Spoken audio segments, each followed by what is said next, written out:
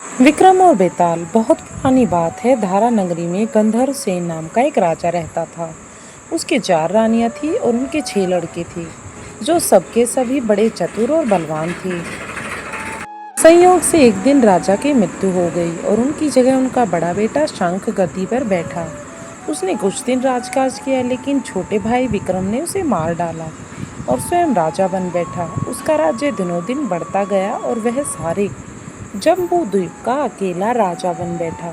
एक दिन उसके मन में आया कि उसे घूमकर सैर करनी चाहिए और जिन देशों के नाम उसने सुने हैं उन्हें देखना चाहिए।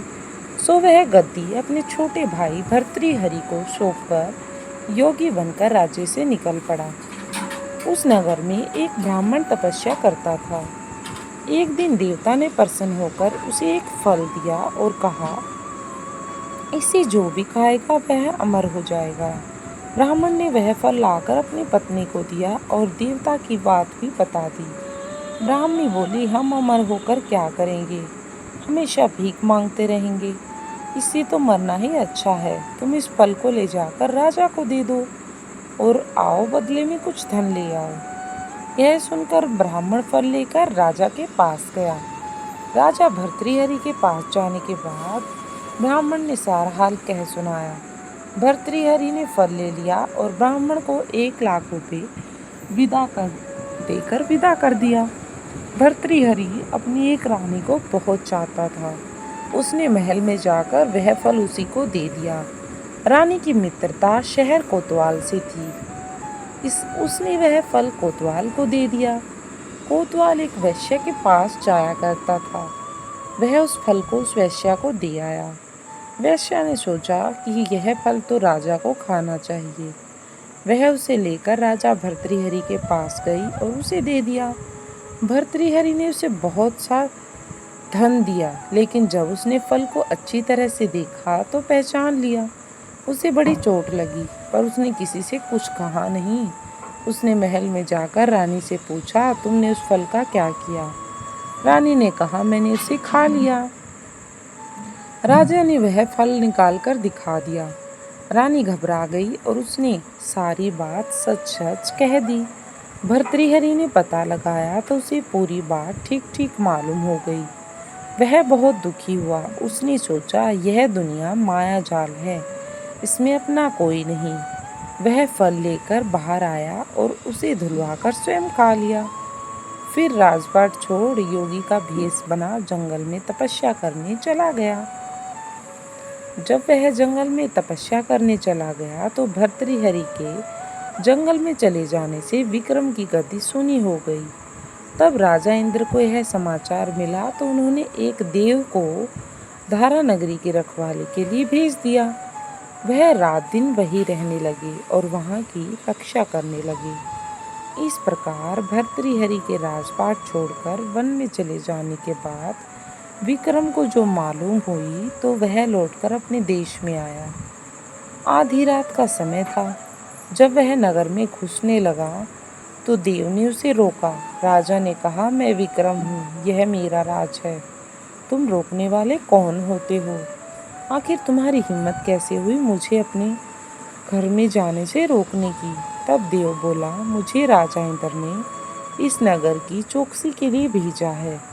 तुम सच्चे राजा विक्रम हो तो आओ पहले मुझसे लड़ो। अगर तुम जीते तो मैं मान लूँगा तुम सच्चे राजा विक्रम हो। दोनों में लड़ाई हुई। राजा ने जरा सी देर में देव को पछाड़ दिया। तब देव बोला, हे राजन, तुमने मुझे हरा दिया, मैं तुम्हें जीवन दान देता हूँ और इस राज्य में जाने की अनुमति भी देता हूँ। इसके बाद देव ने कहा, राजन, एक नगर और एक नक्षत्र में तुम 3 आदमी पैदा हुए थे। तुमने राजा के घर जन्म लिया, दूसरे ने तेली के और तीसरे ने कुम्हार के। तुम यहाँ का राज करते हो, तेली पाताल का राज करता था। कुम्हार ने योग साध कर तेली को मारकर शमशान में पिशाच बना सिरस के पेड़ से लटका दिया है। अब वह तुम्हें मारने की फिराक में है, उससे सावधान रहना।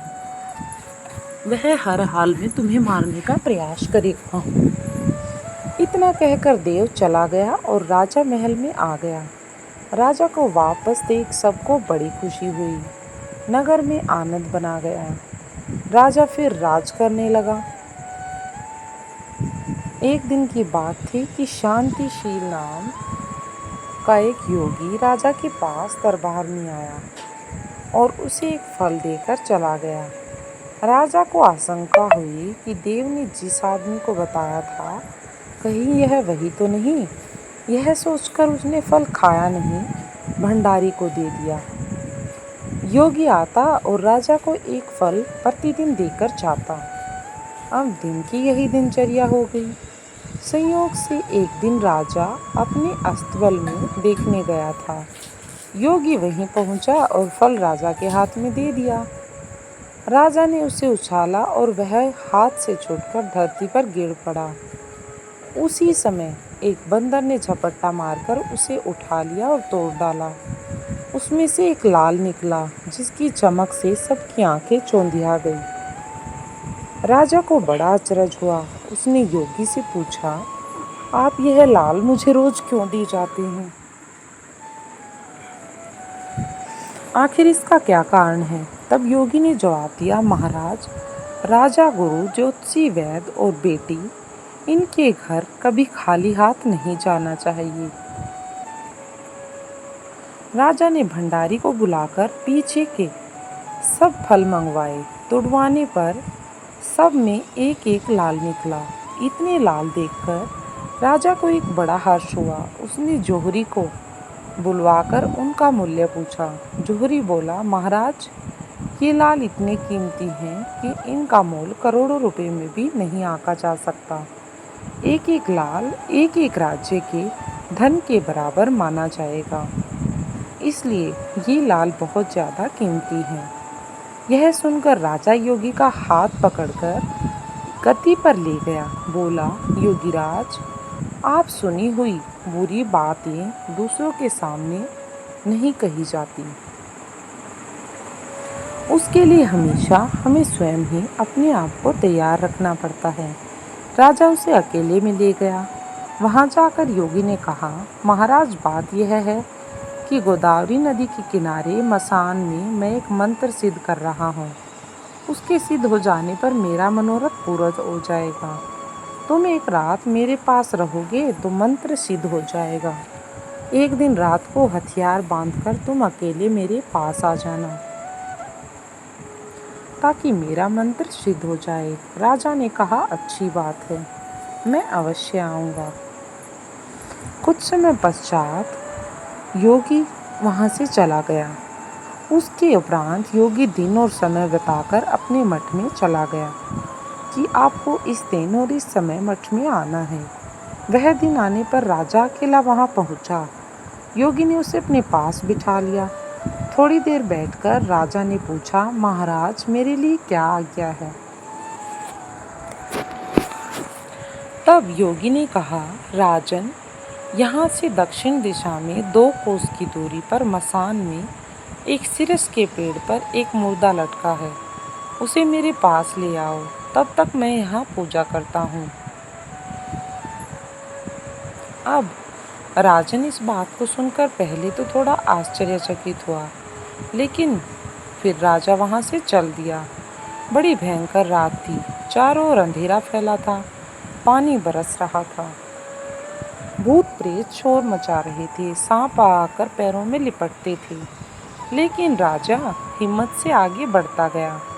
जब वह मसान में पहुंचा तो देखता क्या है कि शेर दहाड़ रहे हैं, हाथी चिंघाड़ रहे हैं, भूत प्रेत आदमियों को मार रहे हैं। राजा बेधड़क चलता गया और सिरस के पेड़ के पास पहुंच गया। पेड़ जड़ से फुनगी तक आग से दहक रहा था। राजा ने सोचा, हो न हो यह वही योगी है जिसकी बात देव ने बताई थी। पेड़ पर रस्सी से बंधा मुर्दा लटक रहा था। राजा पेड़ पर चढ़ गया और तलवार से रस्सी काट दी। मुर्दा नीचे गिर पड़ा और दहाड़ मार मार कर रोने लगा, जोर जोर से चिल्लाने लगा। तब राजा ने नीचे आकर पूछा, तू कौन है और यहाँ पर क्या कर रहा है? राजा का इतना कहना था कि वह मुर्दा खिलखिलाकर हंस पड़ा। राजा को बड़ा अचरज हुआ।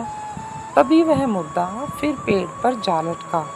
राजा फिर चढ़कर ऊपर गया, रस्सी काट मुर्दे का बगल में दबा।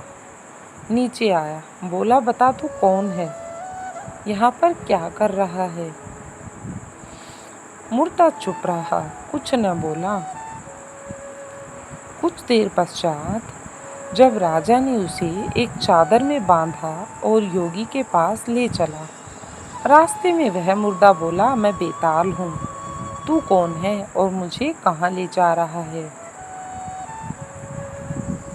क्या तू नहीं जानता कि मैं यहाँ से नहीं जाने वाला हूँ। राजा ने कहा, मेरा नाम विक्रम है, मैं धारा नगरी का राजा हूँ, मैं तुझे योगी के पास ले जा रहा हूँ ताकि योगी अपनी साधना को सिद्ध कर सके। बेताल बोला, मैं एक शर्त पर चलूँगा, अगर तू रास्ते में बोलेगा तो मैं लौटकर पेड़ पर जा लटकूँगा, और अगर नहीं बोलेगा तो तेरे साथ चलूँगा। राजा ने उसकी ये बात मान ली। फिर बेताल बोला, पंडित, चतुर और ज्ञानी, इनके लिए दिन अच्छी अच्छी बातों में बीतते थे, जबकि मूर्खों के दिन कलह और नींद में। अच्छा होगा कि हमारी राह भली बातों की चर्चा में बीत जाए। मैं तुझे एक कहानी सुनाता हूँ, ले सुन ध्यान से।